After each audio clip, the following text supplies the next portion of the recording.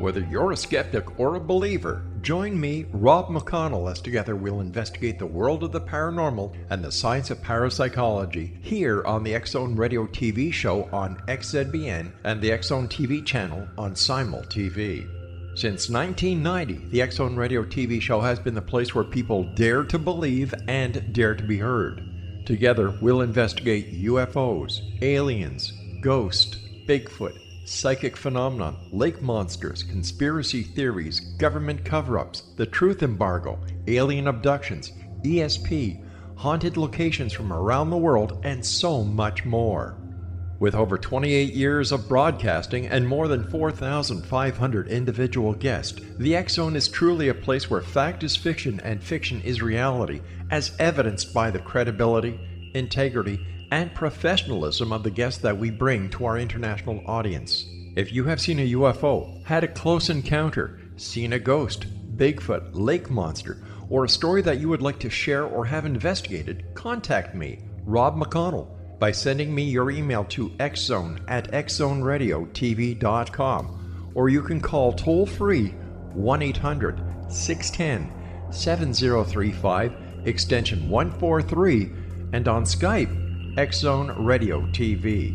For more information on the X-Zone Radio TV show with yours truly, Rob McConnell, visit www.xzoneradiotv.com or www.xzonetvchannel.com or simultv.com and xzbn.net.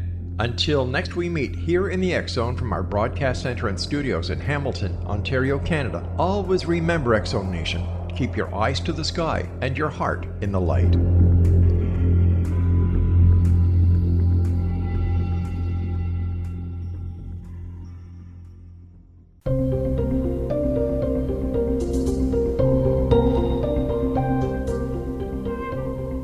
Hi, everyone. This is Patty Conklin and Healing Within. Thank you so much for being a part of today's show and joining my wonderful guests, Linda and Charlie Bloom, are joining me today. And we're just looking for this brand new year. You know, I guess we could say that each month is a brand new year, that we're really bringing in new adventures and new experiences every month. And so Charlie and Linda are relationship counselors, seminar leaders, authors, and life partners. They've been married since 1972, and they co-direct Bloomwork. They have co-written 4 books, including the best-selling 101 Things I Wish I Knew When I Got Married. Over 100,000 copies have been sold, and have facilitated many workshops and relationship seminars throughout the USA and internationally since 1986.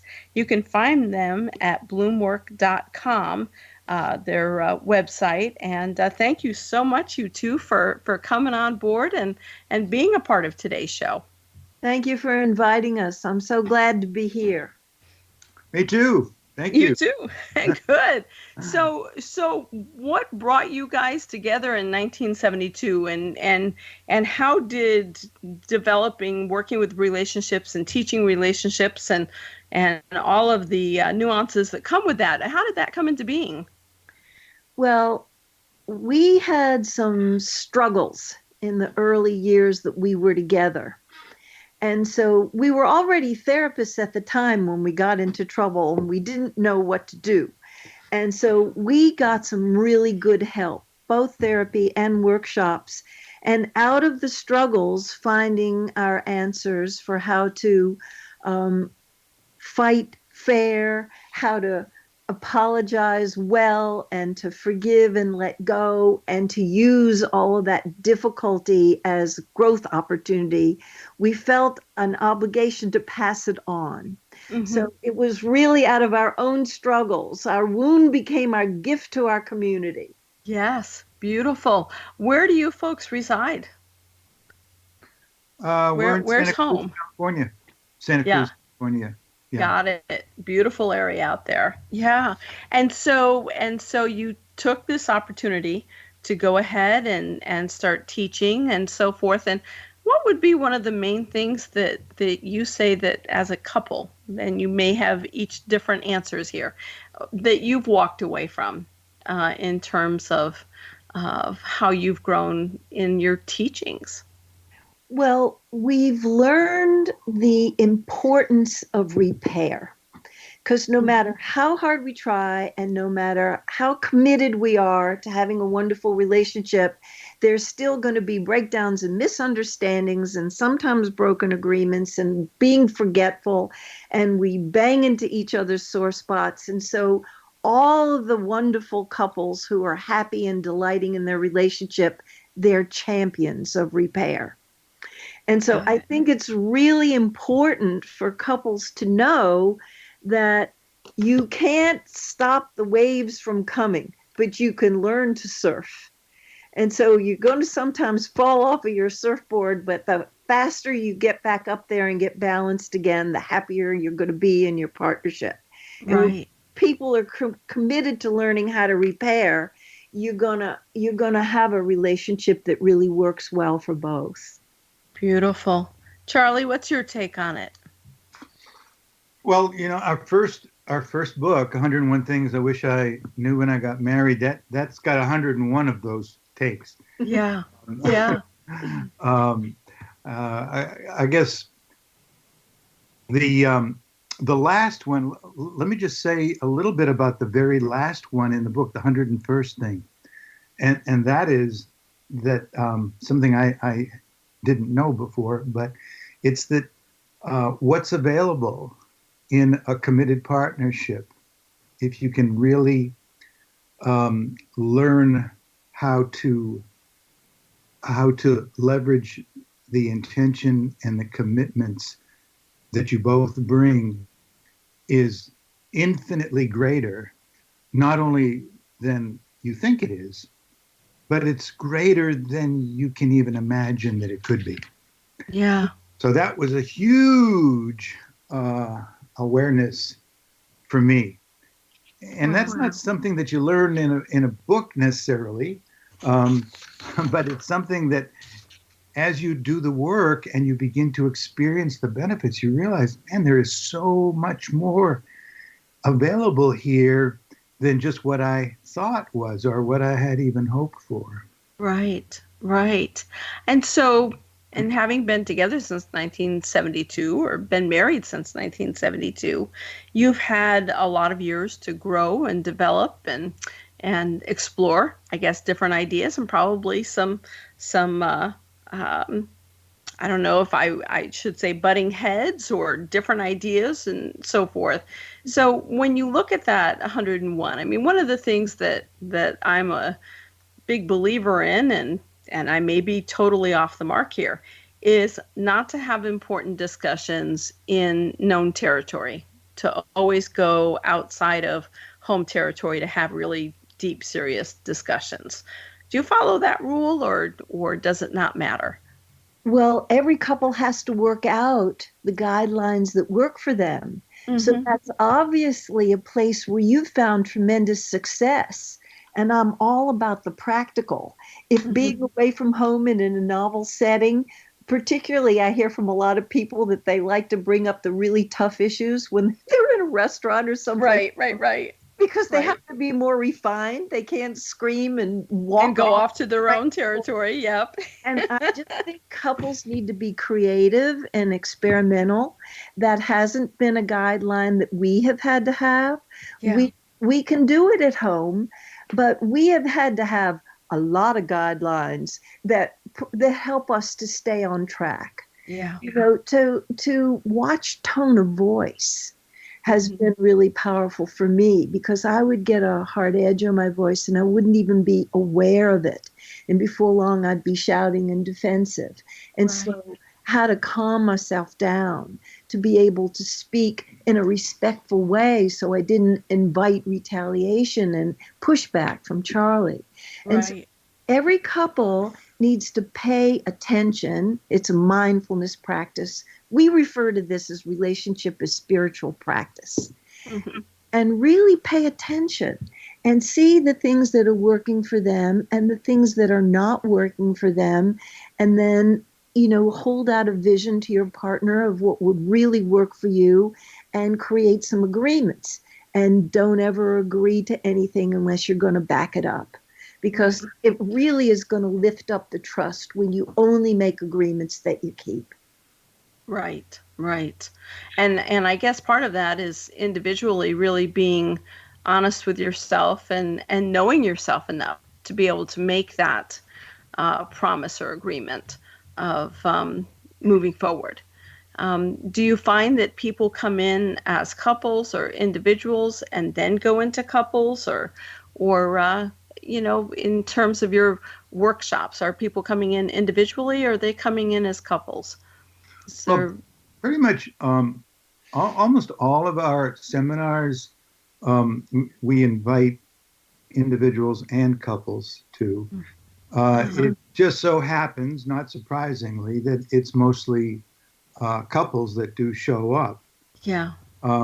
We've kind of got this specialty in doing couples work, particularly addressing those aspects of being in a committed partnership that can be challenging or difficult. And so those are the people who are drawn to doing our seminars are mostly couples, but we always get some singles in there too, or halves of a pair when one person just isn't willing to come, because the person who does come can learn things that can improve the relationship, even if the other person isn't actively involved in that process. Right, right. What about those of us who are single, who want relationships, but clearly feel like we're just not doing something quite right to have a lasting relationship?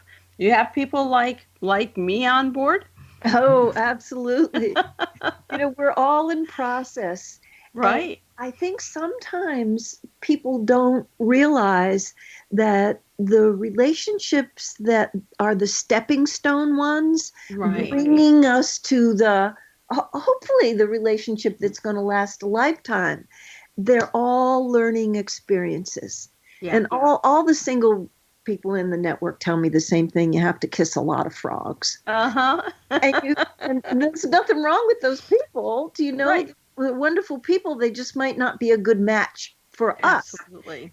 And Absolutely. So if we have learning orientation and a personal growth orientation, then we can see each relationship that we're participating in as lab work.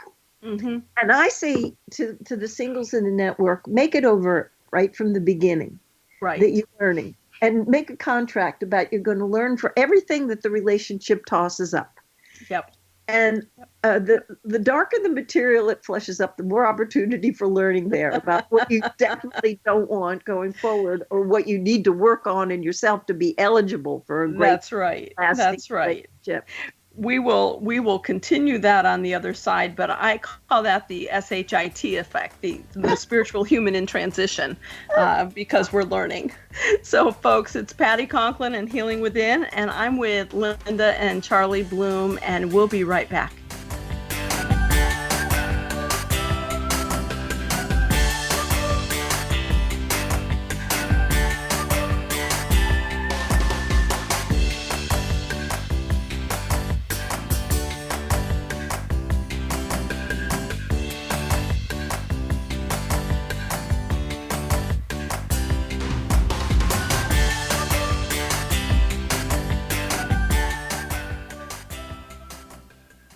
Patty Conklin grew up in Brooktondale, New York, with a unique ability. Unlike others, she could see how the vibration of words and emotions affected the physical body. She discovered how to release stored emotion and facilitate healing. This began today's Conklin method of cellular cleansing. The private practice grew with tremendous results, as did her reputation. More and more people sought her out, bringing her into the home for healing. She soon realized she could even teach this to others, and they could shift perception and thus prevent illness from occurring. Patty Conklin quickly became a frequent keynote speaker, and she developed a curriculum for teaching the Conklin method of cellular cleansing. For more information, visit pattyconklin.com. PattiConklin, PattiConklin.com, or call 404-474-0086. That's 404-474-0086.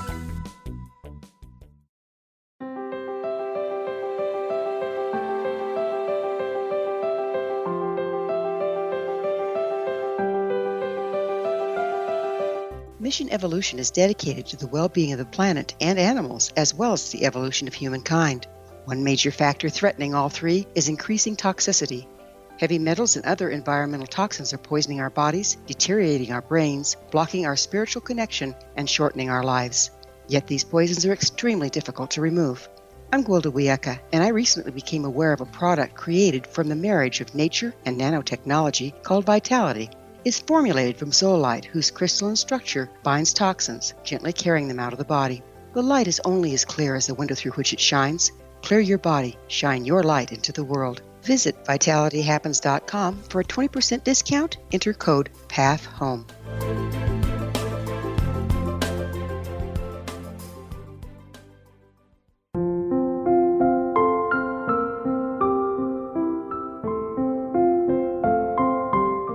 I am Dr. Carl O'Helvey, founder, president of a new cancer foundation focusing on evidence-based physical, mental, and spiritual interventions, including natural cancer cures, prayer, meditation, affirmations, nutrition, and other related holistic cancer prevention and cure modalities.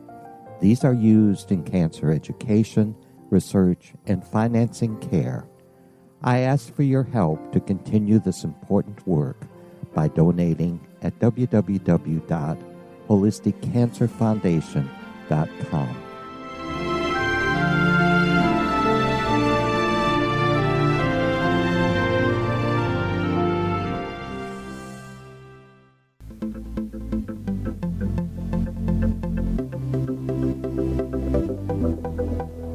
Hi, everyone. It's Patti Conklin and Healing Within, and I am with Linda and Charlie Bloom, who are I'm going to say relationship experts, relationship counselors, but just in the first segment, I get a real feel that they know what they're talking about. So that's important to me. When I look at, when I read something, you two have been married since 1972. I'm always in awe of relationships that grow and blossom and continue for that period of time.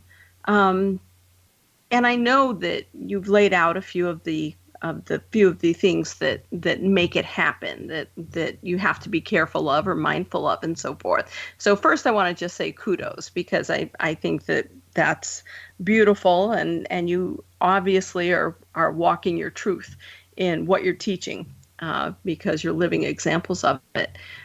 So when we look at unique qualities of exceptional relationships and learn ways to develop those qualities, do you ever reach a point where you've just learned enough and you don't grow more, or does it take a sidetrack and it goes somewhere else? What happens after like 8 years in, or 16 years in, or 17 years in, or 20 years in? What happens? We're asking. I'm coming from somewhere where like my longest relationship's been 7 years, so I can't look at like a 25 year. It's amazing to me. And maybe it shouldn't be, but it is. So yeah. What really brings you there? Well, first of all, thank you for the acknowledgement, and kudos to you for being aware of what we consider to be the most important quality that can predispose a person and a couple to have a successful relationship. You mentioned it just a few minutes ago, but we didn't spend any time on it, and I want to come back to it and underscore it. And you mentioned being honest with yourself. Yeah. And that is the bottom line. To be willing to be, I don't like the term brutally honest, because honesty doesn't ever have to be brutal. Totally agree. Yeah. but it can certainly be, very clear, and and honesty is something that if we don't bring self-honesty into the relationship, we're not going to be able to be honest with other people. Even when we think we're being honest, if we're lying to ourselves about something, or if we're in denial, or if we're covering something up, then everything is going to be filtered through that lens. And so, we can't really be authentic. We can't really be genuine or honest. And that's the bottom line, because what do we want in relationship? Well, pretty close to 100% of the people who get into relationship, what they want is really simple, and it's to be loved and to have somebody receive their love. Right. That's right. The bottom line. But you can never feel genuinely loved for who you are if you're not honest about who you are, and you're not willing to express who you are honestly with integrity. You'll never feel that. You'll always feel that, they like me, but they don't really know me. They know who I am trying to be. Yeah. If you don't feel totally accepted and understood and received for who you authentically are, then you can never get the love that you want. You can the best you can do is get approval, and that's a far cry from genuine love. Right. I mean, that's so meaningful what you laid out there. I mean, because I think that for some of us, I've gone into this stage in the last 8-9 years, watching my sons get married and have children, and realizing that the partners that they chose are absolutely perfect for them. And I look at that and I'm proud, because I'm like, wow, we definitely did learn some relationship things as we grew as a family. And they chose women that are uniquely fit for them. And fortunately, because the sons are so close, the daughter-in-laws have also become very close because they're unique, beautiful women. So I probably have never really spent time looking at relationships until I started looking at that, going, wow, you can really make it work. And it's not that they don't have their trials and tribulations at times, but I love how they work through them and discuss them and move beyond them, especially when parenting comes into play and different parental styles. So, I think that relationships are so important across the board. I mean, I guess I'm just not in this belief that we're meant to be single as we go through life. So as people move into growing their relationships and coming to the two of you as counselors, and coming to a workshop, are there any relationships that come in that you just say, you know what, we got to really start from ground zero here? Or do they have enough built that they can take the next step? I guess, I'm a neophyte in this, obviously. So, but are there relationships that just come in that you're really having to go back to ground zero? Occasionally, but it doesn't happen very often. A couple will request a joint appointment, but they're so walled off, with bitterness or anger, that they have to see us individually first to be able to get up to doing a joint session. Right. Most of the people, the vast majority, and we've been in the business for, over 4 decades.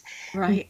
They have enough commitment and enough openness that they can actually sit down in a room together. And we see a lot of people by Skype and Zoom. So sometimes they're not here physically with us, but their commitment is often in the beginning to get the therapist on their side, to make the other person wrong. Right. Create the wrong. So right away in the beginning, we set a context where each person is going to be looking at themselves, and they can count on us to put the correction in if they start confessing the other person's sins. Right. Yeah.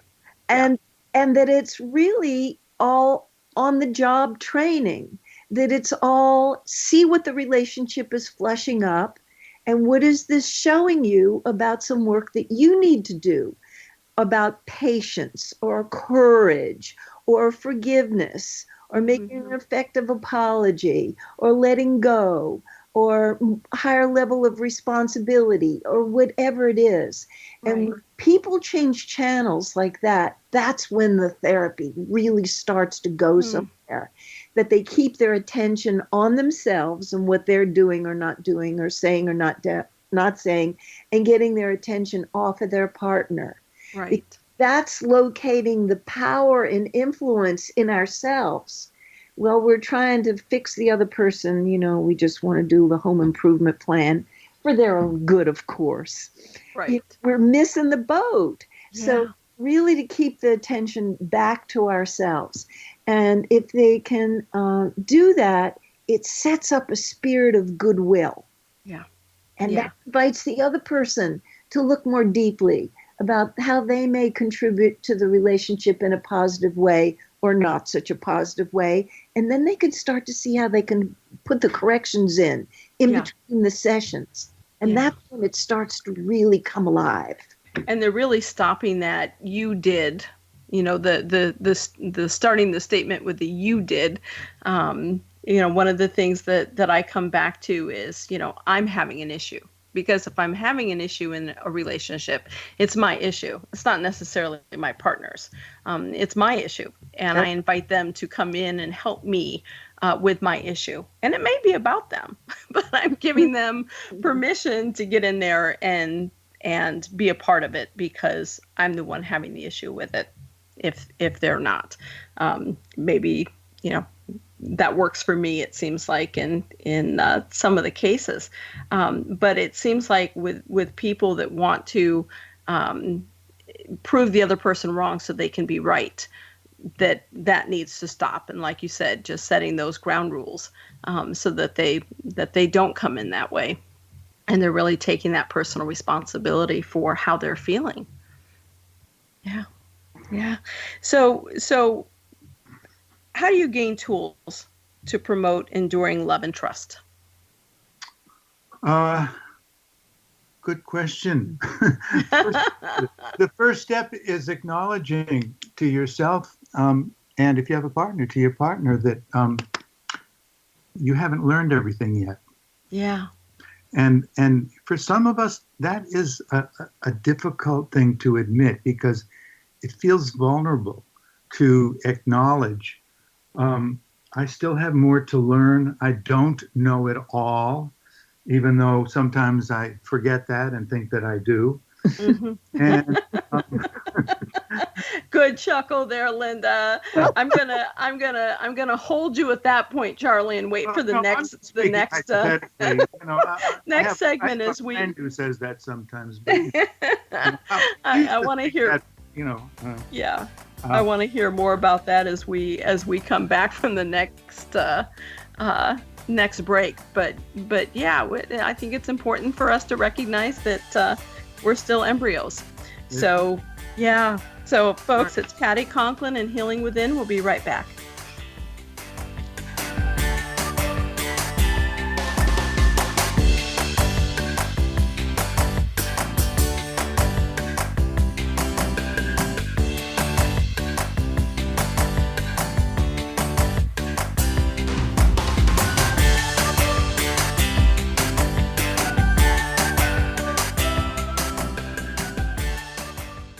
Audience. If you have seen a UFO, had a close encounter, seen a ghost, Bigfoot, lake monster, or a story that you would like to share or have investigated, contact me, Rob McConnell, by sending me your email to xzone@xzoneradiotv.com, or you can call toll-free 1-800-610-7035, extension 143, and on Skype, X-Zone Radio TV.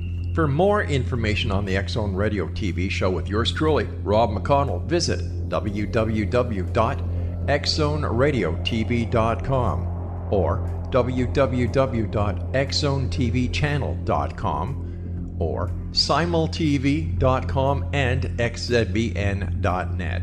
Until next we meet here in the X Zone from our broadcast center and studios in Hamilton, Ontario, Canada, always remember, X Zone Nation, keep your eyes to the sky and your heart in the light.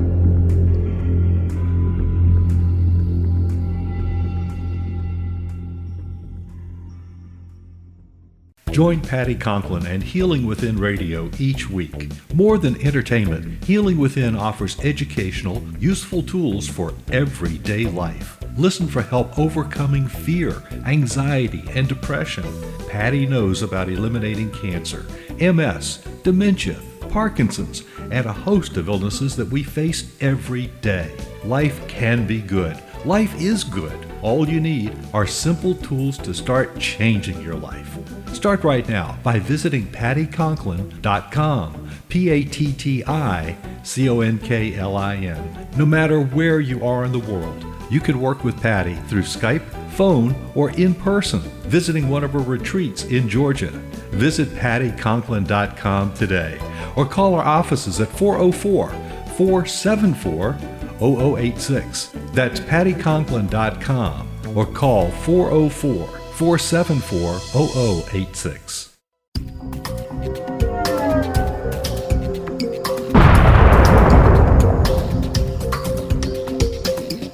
Coming soon to the X Zone Broadcast Network is A Different Perspective with me, Kevin Randall, as your host.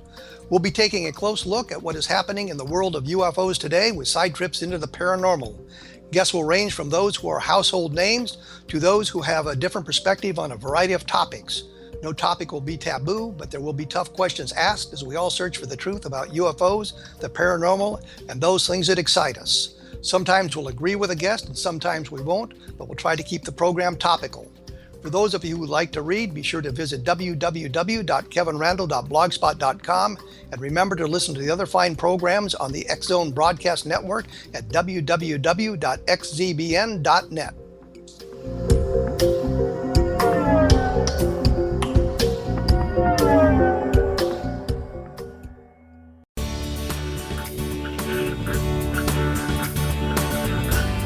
Hi, everyone. It's Patty Conklin and Healing Within. And we are discussing relationships today with Linda and Charlie Bloom. And you can find Linda and Charlie at bloomwork.com. That's BLOOMWORK.com. And I got to say, I love the energy between you two. And your tonal qualities when you're speaking. I'm learning a lot just even from the energies on this. So Charlie, I'm sorry I had to cut you off on our last segment, but continue on, because I think it really is important. I think in every aspect of our life that I always say that the more I know I'm an embryo, that I'm constantly growing and expanding, and if I'm not learning, then maybe I'm stagnating. And so how do we continue that within relationships so that the relationship doesn't stagnate? What are those continued tools that we use? And the more I know, the more I realize I don't know. Uh-huh. I see, when I was younger, I thought I knew everything. And then I started learning a few things. And one of the things that I learned was, first of all, that I don't know everything.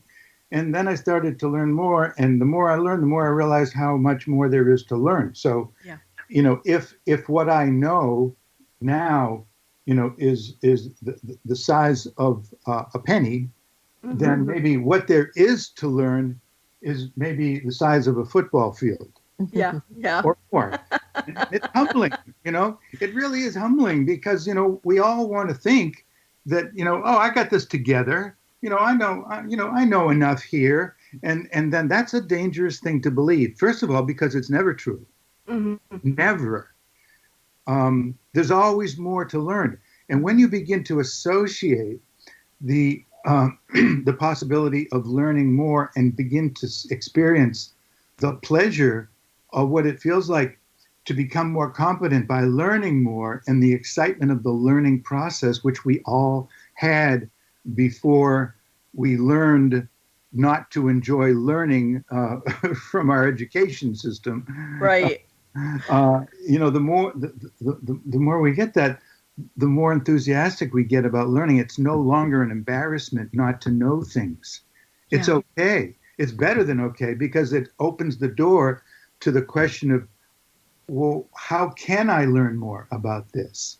Because the more I learn, the fuller my life is, and the more relaxed and the more I enjoy things. And I really, when I get to enjoy the learning process, I no longer have to be embarrassed because there are things that I don't know.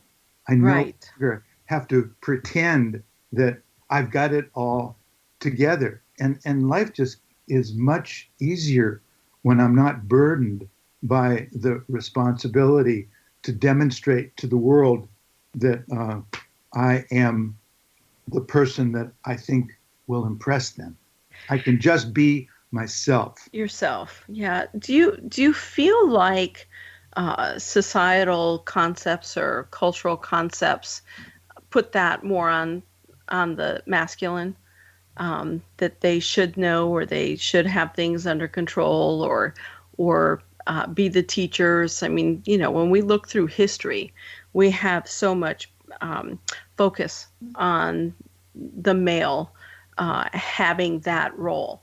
And I think it's not fair. Not sure that I agree with that men should need to be that. But do you see that when couples first come in, that's part of the problem, is the male feels like he should know and he doesn't? Oh, absolutely. But it's not just the man who feels under the weight of the obligation to be that knowing person. Mm-hmm. I think women have their own version of that kind of programming. Yeah. It's not necessarily to know and to be strong and to have it all together all the time and to be able to handle all situations. But it's to be a certain kind of a person that they believe, and the culture has reinforced in their mind, will be seen as being more attractive to men. So sometimes, there's a lot of men who are not attracted at all to a woman who's particularly intelligent. In fact, they prefer somebody who they think is less intelligent than they are. Right. So we all, both genders, have their own kind of conditioning that kind of puts them in a model that they feel required to live up to, which makes it really difficult to be authentic and genuine. And Patty, you're absolutely right when you talk about the cultural brainwashing that goes on. Yes. That you're supposed to pretend that you have the answers and know, even when deep inside you know that you're confused and that you don't know. But you posture and you present a presentation to the world and to the people who are closest to you, act like you've got it together when you're really pretty mixed up. Right. I'm often appealing to the women in the classes that we teach and in the counseling session to step into a leadership role, because often women have a sense of what the relationship needs to up level, and they don't trust into it, or they think that the man is going to feel controlled, or they're being too aggressive or too bossy or too bitchy or whatever. Right. Hold back. Yeah. And so it really is a deterrent when people are posturing that way, because one of the foundational teachings that we offer is about being courageous enough to be vulnerable and show your innermost self. And so women get a little bit more permission from the culture to do that. And so I invite them to model for the men and set a good example. Talk about your fears, talk about your loneliness, talk about your longing, talk about your sadness. Yeah.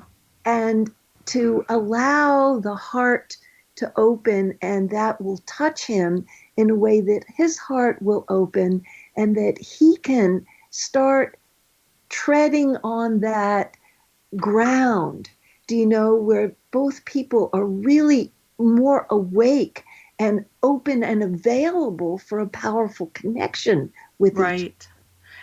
And that's so important. I mean, I know in the early years, when my sons were growing up, I was single and I was traveling the world teaching. So when I was home, I didn't date because I didn't want my sons to have to compete with a relationship. They didn't have enough time with me as it was. And so, we kind of set that to the side. And when I started dating, girlfriends would say, just put on the dating site or whoever that you're a cashier. And I'm like, well, no, I'm not going to start out that I'm a cashier because I'm starting the whole basis of the relationship on a lie. Right. So I'm not going to go there. But what I would do occasionally, just to kind of, because I was paying attention to what they were paying attention to with me, males. And what I found was if I gave them my name, they'd Google the last 30 years. And so they had my work persona and their perception of who they thought I was from my work persona, and not me as a woman. And so I've always kind of sat with, is it okay to give my maiden name so that they're not Googling me right away, so that they get to know me and they don't have this awe or this preconceived notion of who I am based on my work. And I know a lot of women in successful businesses and so forth feel the same way. We all seem to be single. What's the solution? Is there a solution? Well, I personally have never had the problem of worrying about people maybe thinking that I'm too confident. Or too intelligent. I love it. I've had other problems, but not that one. I can't relate to that from my experience. But I think that regardless of what it is that you're up against in terms of certain personal or cultural biases or stereotypes, that we all are vulnerable to getting judged on the basis of beliefs that people might associate with us. So I think that it's a more generic question, in terms of, well, how do I deal with that? How do I deal with the likelihood that somebody who is responding to something that I'm putting out there on one of these dating sites made up their mind to a large degree before they've even spoken with me, right? On the basis of what they've heard about me or read about me or whatever, that they've already begun to develop certain biases, both in terms of their positive expectations of me, which I may not be able to live up to, right?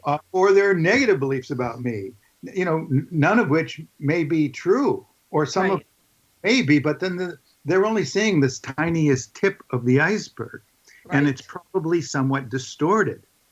So like, how do I deal with that? Yeah. My response to that is that when I am with that person, when I'm communicating with them, I just try to be as authentic and as real and as I can be. And I don't mean... I'm gonna ask you to hold that thought because we got to take a break, but we'll come right back to it. Folks, it's Patty Conklin and Healing Within. We'll be right back.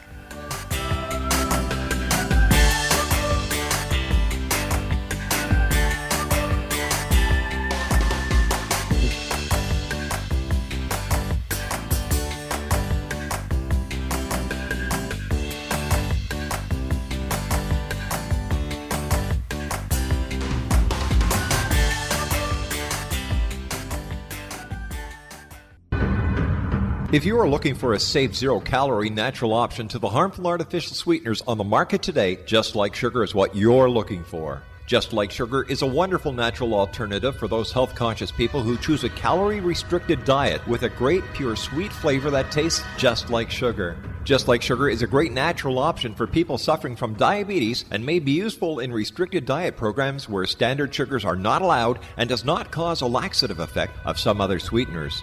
Just Like Sugar comprises a perfect blend of chicory root fiber, natural calcium, natural vitamin C, and Just Like Sugar's sweetness comes from the natural flavors from the peel of the orange. Just Like Sugar is a natural alternative to harmful artificial sweeteners and will change the way that you believe all natural sweetener products taste. Just Like Sugar is available at your local Whole Foods markets, Wild Oats markets, Henry's, Sun Harvest, and many other fine natural food stores in the U.S., Canada, and worldwide.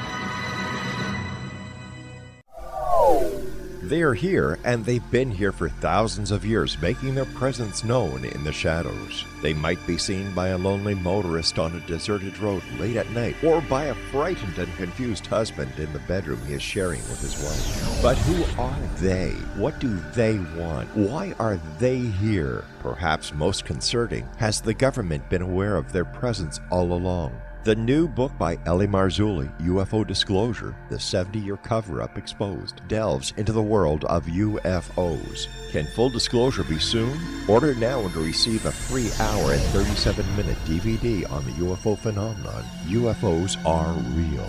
Get both the book and the DVD, a $40 value, for only $19.99. To order your book and DVD today, go to lamarzulli.net. That's LAMARZULLI.net.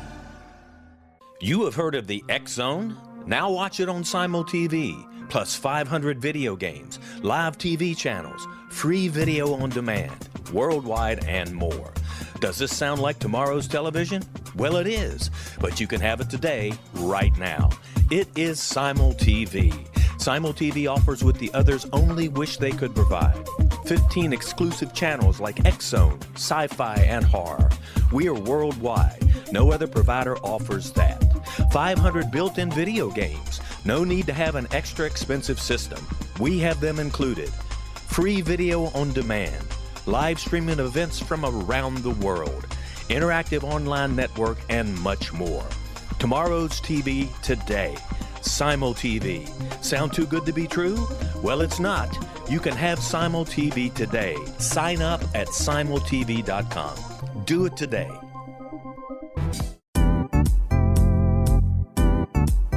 Memorable dynamic presentations are a not-so-secret weapon in the business world. Do you have a powerful message that must be shared, but you haven't found a way to deliver that message? Do you want to be known as a top public speaker who gets amazing results? Are you ready to create and deliver your powerful message? Thomas Hides can help you create and deliver your speech to get the results you desire. Visit iconquality.com. Did you expect your business to flourish, but instead it plateaued or didn't get off the ground yet? Would you like to achieve massive goals and discover new sources of income within your business? When you're ready to experience that type of success with fast results, Cindy Hendricks is the business coach for you. Her work with entrepreneurs and business owners has been life-changing. To get you and your business where you want to be, go to imaginemoresuccess.com. Has the fear of public speaking stalled your business or personal life? What would you give to develop and maintain supreme confidence? Have an invaluable private program to always perform at your best. Imagine how you would feel. You can have all that and so much more today with Thomas Hides' life-changing course called Number One Fear Unleashed. Visit numberonefear.com and be liberated from your fear of public speaking.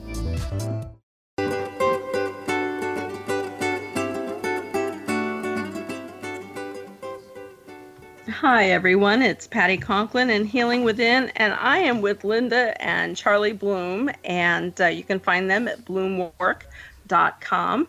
And I encourage you all to go. If you're single or if you're in a relationship, go to their workshops and read 101.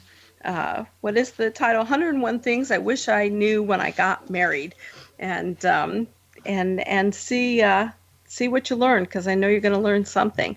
So, Charlie, I'm going to bring you back to that uniqueness and being authentic as you move into relationships and or are in relationships, because I'm assuming that people in long-term relationships, as they individually grow, it may shake up the relationship, the marriage some, because we want people to individually grow and grow within the marriage. Correct? Well, hopefully, yeah. Hopefully, we want ourselves to be one of the people that we want to grow. Yeah. Yet, surprisingly, many of us do not have that value. Because growing is intrinsically dangerous, because we all like to be secure in a certain identity. And when we grow, we leave aspects of ourselves behind. Sometimes we begin to move into aspects of ourselves that we hadn't fully experienced before. And it feels a little insecure. It feels, we start to have some concerns about, well, are people going to like the new me? Or I didn't used to be this way, but now I feel like I'm becoming more this way. And not everybody seems to like the new me. They seem to prefer the way I used to be. We get used to being with people as we have known them. So, but like you say, growth is inevitable. It's only a matter of whether or not we embrace the growth and appreciate it and accept that as a natural part of life, and which makes life incredibly more interesting, or whether we resist it. Right. So anything, Linda, that you want to say about that? Yeah, I was going to just pop over there to Linda. What do you think, Linda? I wanted to say that we're all in process all the time. Yeah. And if we can just face the truth of that fact, that we can be lifelong learners our whole lifetime, that we don't, ever stop with that. And I felt that I wanted to pick up that thread, Patty, that you were concerned that if the men that you were seeing on the online dating sites saw how accomplished you were in your career, that maybe they would be intimidated by that and withdraw from the challenge. And my attitude is that we're all such a mixed bag. Right. And whether it's the man or the woman who's had a lot of eggs in the professional basket, they may have had a knock 'em dead career, but while they were busy, launching that fabulous career, maybe there were other parts of their life that weren't addressed sufficiently, creative expression, their spiritual life, and that it can level the playing field. This is if you have access to be able to talk to them and don't withdraw from the chat. Right. They're not willing to give you a chance to say that you have your strengths and you have your growing edge, just like they have their strengths and their growing edge. And as long as they're not so competitive with you and they've developed the part in themselves that is a supporter, and that they really are looking for somebody that can make their needs and their life goals as important as their own, you've got a good deal going there. Yeah. And I just tell all the singles in the network, to put the truth out there. Don't stand behind the image too long. You don't have to tell your deepest and darkest on the first date. But soon, get real soon. And if you have a concern, put the concern out sooner rather than later. Yeah. I think that that's really important. I think my perspective through the years is honesty is the best. And like you said, you don't need to dump it all on the first get together. But when a very short time of just, this is my professional career, and that's not necessarily who I am as a woman, and this is who I am as a woman, and this is what I'd like to focus on in terms of moving forward. And I think that, not only is that a challenge as a single woman, but I think that there are times when women within relationships move into new careers or new adventures and so forth. And and their partners and husbands just kind of sit back and go, whoa, wait a minute. I don't recognize you. What just took place? And one of the things that I've said, many times in my books and writings and so forth is I love how my sons love me. And I think that that's kind of what I look for at times. And I think we do when we have people who truly love us. And I jokingly say, but it's sincere. I love how my sons love my eccentric behavior, and they don't judge my eccentric behavior. They embrace it because they know that that's just who I am. And it's a loving, fun eccentric, but it's eccentric. And they're so at peace with it. They don't shift to, even when they were teenagers, they didn't attempt to change me. They weren't saying, Mom, you're embarrassing me. They're like, that's my mom. That's what's happening. So, I think that it's beautiful. The whole relationship aspects for people is so important, because I'm sure as I do, you folks see people who have just kind of given up and maybe aren't putting the effort in. And for so many, they started with that excitement and that deep love and so forth. And it's a little sad to see them pulling back from that and not knowing how to reconnect with each other. So the couples that are out there that are struggling with the reconnect, Linda, what would you offer them as a first step of reconnecting? To allow their imagination to be big. Mm-hmm. To not let the disappointments shrink their expectations down so small that they're not reaching. We sometimes hear people say, I've got to really ratchet my expectations down. And we say, don't lower your expectations, but you're going to have an intention to match it if you're going to have a lofty expectation. In fact, Charlie and I wrote a book, The Secrets of Great Marriages, just because we were interfacing with so many people who had become so disillusioned and bitter. Mm-hmm. We had a lot of people say to us, I don't know one couple who has a happy relationship. And I would stop them and say, I'm really happy in my marriage. Right. I didn't always feel this way, but we have been working at it, and we grew a really healthy, wholesome marriage, and I'm delighting in it. And it was shocking to some people to hear that. Some people didn't believe it. Right. But we went on a quest, and we found the happiest couples we could find and let them tell their stories in their own words, their success stories in their own words. And all of them had been through some difficult passage. At least one, sometimes more than one, but they did learn and grow. And I would say to the people who are feeling kind of depressed and kind of defeated and kind of disappointed, just don't give up. There's some really lovely people who are willing to grow with you, to roll up their sleeves. They've got some commitment. They've got some energy. They've got some mojo to co-create with you. And I've often had people in the network say, what do you think is the most important characteristic to look for in a partner? And I struggled for a long time whether kindness was going to get the number one spot or whether the willingness to learn and grow was going to be number one. And I ended up putting the willingness to learn and grow first before kindness. They're both important, of course. Yes. But if you have that bottom line, of we'll learn together. Let's use this relationship as the growth opportunity, then both people can really thrive. Maybe it's not going to last a lifetime. Right. Maybe it'll be months or a year or two, and that's a success if the two people have learned together about who they are and what they want in a partnership. That's so awesome. Charlie, I'm going to give you the last minute. What would you say? The question is what? The question is, if people are disillusioned, what's the first thing to go back to pull the relationship or start to bring the relationship back together? Okay, well, one thing that I think is really helpful is to remind yourself of what initially drew you to this person in the first place. Mm-hmm.